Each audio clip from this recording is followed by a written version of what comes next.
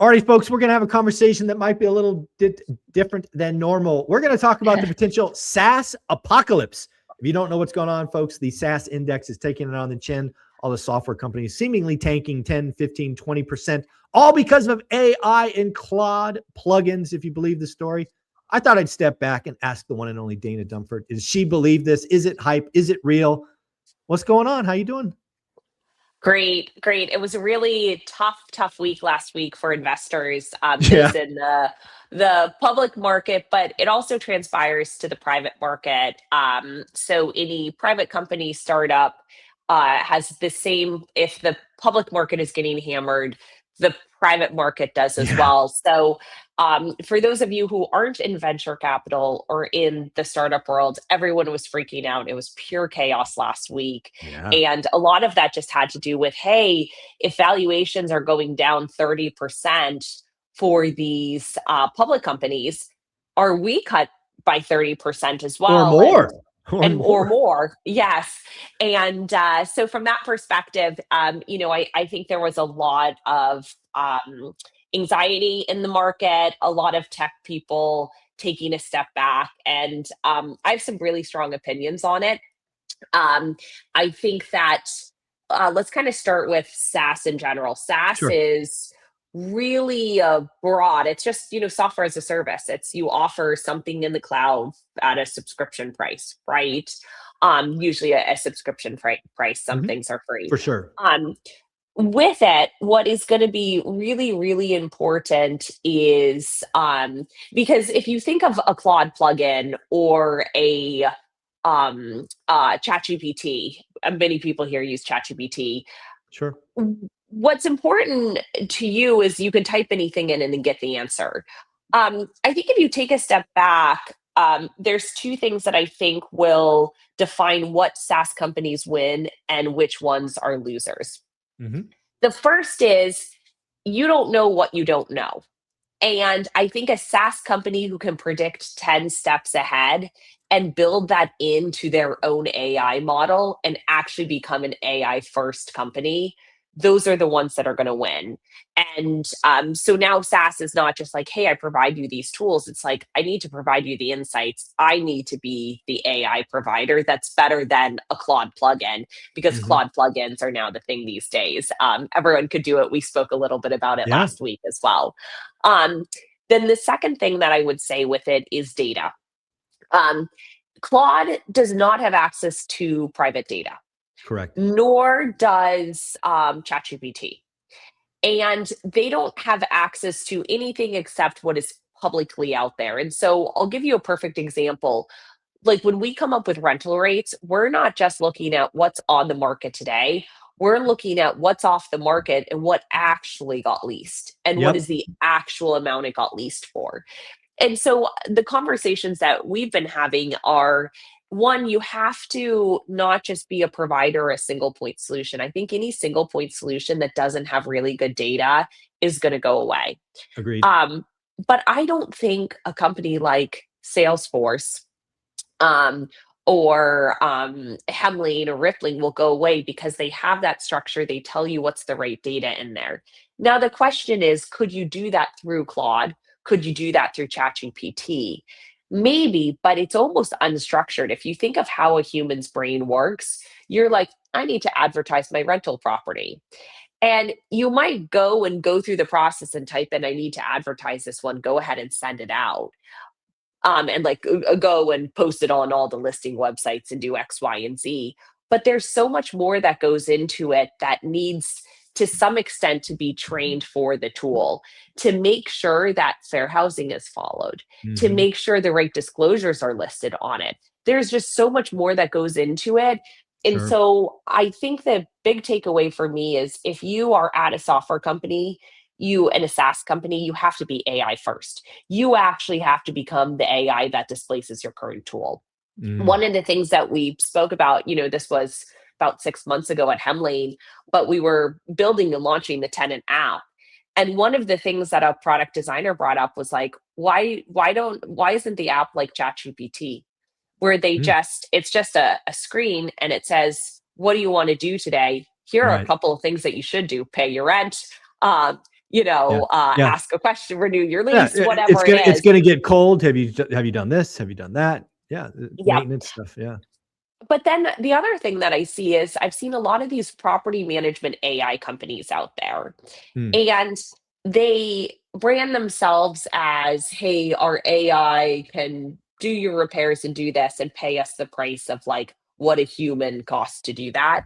Hmm. I think those companies are also going to get displaced Oh, because yeah. again, They'll just become a eventually, plugin. Yeah. Yep. yeah, it just becomes a plugin. And so it really there's the whole concept of like a digital disruption curve. And if you are Yes. not disrupting yourself, you will get disrupted. And Yeah. so, yeah, Yeah, a lot of go for it. Yeah. here's the bigger thing. All of what you said is true, but I think it's missing the bigger problem. As somebody who ran go-to-market strategies for 20 years and successfully crossed the chasm from a business that was built 100% perpetual Yeah. to 80% SaaS or term, that's not easy. I've done that. I Yeah. actually think the biggest challenge, and if I was on the board at Hemlane or like organization, what I would be challenging you for is your licensing model. Today, again, you can correct me if I'm wrong, but it's seat based, right? It's seat and tier, right? Yep. It's, Yeah. that's what it is. I am willing to bet the winners that come will change it. Again, this is a very painful evolution. You go from perpetual base where you recognize all the license day one. Yep. Like you do a $10 million deal, hits the bottom line, 20% maintenance is done over days, but you get a $20 million hit day one, to a business that then gets, 12 increments, monthly, to what I think's coming. Dude, this is going to be a crushing blow, or it doesn't have to be crushing, but it'll be a huge change. It's going to have to evolve to value-based. Yeah. That chasm, I mean, I think about that a lot since I see the SaaS apocalypse coming and I have the scars from the last transition.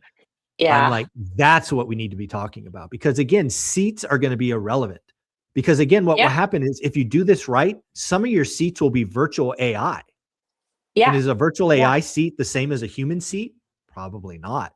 So No. the big thing you have to think about is value. But this is why Hemlane and solutions like Hemlane can win. Because again, you have proprietary data sets.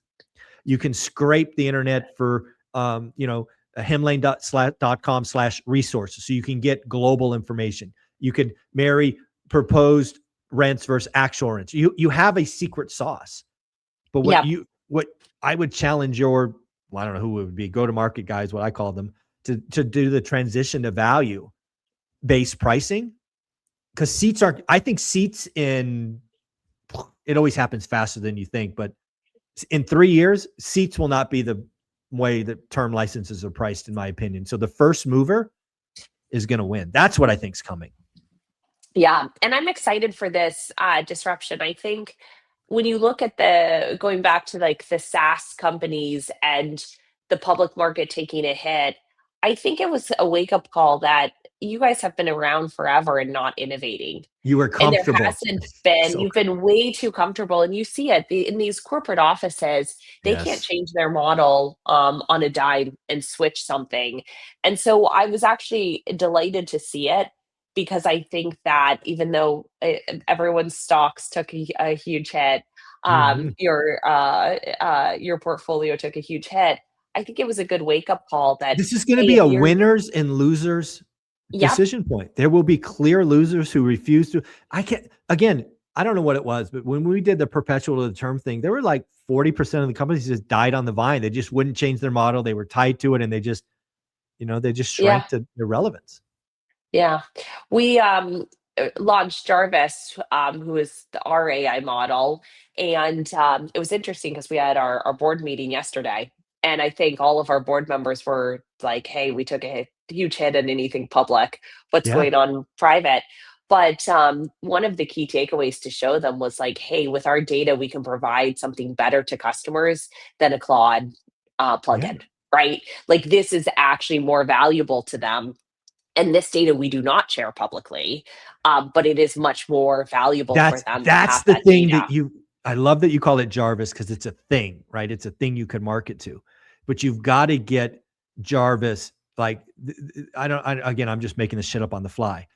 Jarvis, maximum rent creator, or the Yeah. Jarvis cash flow, this or that. Cause you got to give Jarvis like Batman tools, right? He grabs this and he grabs that and he got this. Cause then those things could get value-based pricing, right? Cause Yeah. again, think about it. You have one rental and, you have a vacancy.